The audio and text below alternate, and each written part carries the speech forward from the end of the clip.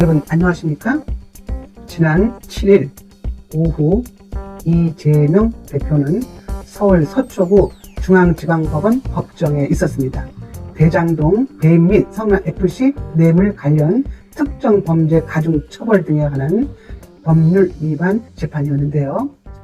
공교롭게도 같은 시각 수원지방법원에서도 이재명 대표의 아킬레스건인 이화영 전 부지사의 쌍방울 대북 송금 관련 재판이 열리고 있었습니다. 이재명 대표는 재판 중간 20분의 쉬는 시간에도 재판부나 검찰, 변호인 등이 모두 자리를 비운 모습과는 대조적이었습니다. 자리에 앉은 채 휴대전화를 검색하고 재판이 재개되자 5분 넘게 눈을 질끈 감고 의자에 등을 붙였다고 하는데요. 그때는 이미 수원지법에서 이화영에게 9년 6개월이라는 중형이 선고된 상황이었습니다. 이화영의 재판에서 이재명 대표의 이름이 여러 차례 언급된 만큼 검찰이 이 사건과 관련 이재명 대표를 기소하지 않을 수 없게 되었습니다. 이재명은 쌍방울 대북 송금 의혹 관련 제3자 뇌물 혐의를 받고 있지 않습니까? 1심 재판부가 이화영에게 중형을 선고한 만큼 검찰은 이재명을 기소할 수밖에 없지 않겠습니까? 이재명 대표는 이제 4개의 재판을 동시에 받게 되는 것입니다. 중요한 점은 이재명 대표와 관련한 재판에서 이재명 측 피의자들이 모두 유죄 판결을 받았다는 점입니다. 그 누구도 무죄를 받은 사람이 없기 때문에 이재명 대표 또한 반드시 유죄를 받을 수밖에 없는 구조입니다.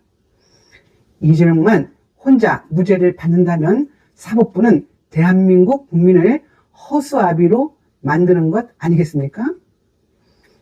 따라서 언제 선고를 받느냐 하는 시간의 문제가 이제 핵심 쟁점이라고 할 수 있을 것입니다. 이제부터 이재명의 재판은 이재명의 권력이 좌우하는 것이 아니라 법원에 의한 정의의 시간이 좌우하는 것입니다. 여러분, 이재명 대표가 서초동 법정에서 재판을 받고 있을 때 조국 혁신당 조국의 심정은 어땠을까요? 이화영 전 부지사가 9년 6개월의 중형을 선고받을 때 조국은 아이러니하게도 국회의사당 근처의 에스프레소 전문점에서 커피를 마셨다고 합니다. 이재명 대표는 끝났다고 달콤한 맛을 즐겼을까요? 아니면 자신의 목을 향해 조여오는 법원의 칼이 두려웠을까요?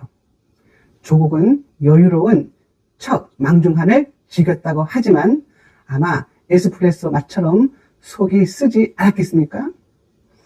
조국의 법정 구속 확률은 99% 아닙니까? 큰 꿈을 꾸기에는 에스프레소의 맛이 너무 썼을 것이라고 생각합니다. 여러분, 한동훈 전 비대위원장은 율사 출신답게 이재명을 겨냥했습니다. 만약 이재명의 재판을 질질 끌어 결국 대통령이 되면 그 형사 재판이 중단될까의 여부입니다. 여러분은 어떻게 생각하십니까? 한 전 위원장은 대북 송금 형사 재판에서 유죄 판결이 선고되자 이런 질문을 던졌습니다. 대한민국 헌법 제84조는 대통령의 형사소추 면책 특권과 예외 사항을 규정하고 있는데요. 대통령은 내란 또는 외환 의죄를 범한 경우를 제외하고는 재직 중 형사상의 소추를 받지 아니한다고 되어 있습니다. 견해는 두 가지로 갈립니다. 하나는 재판은 중단되지 않는다는 의견이고 다른 하나는 재판은 중단된다는 의견입니다. 이것은 학술적인 견해이고 만약 우리 대한민국에서 이러한 일이 실제 벌어진다면 범죄자를 대통령으로 만드는 아주 비현실적인 문제로서 국민이 두 패로 나뉘어 가족 간에도 싸움을 하는 불행한 사건이 되지 않겠습니까?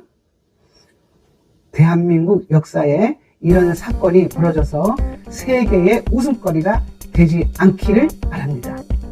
만약 이런 일이 벌어진다면 우리는 훗날 부끄러운 역사를 만든 국민으로서 후대의 원망과 질타를 피하지 못할 것입니다. 지금까지 김선혜의 직원직설이었습니다. 감사합니다.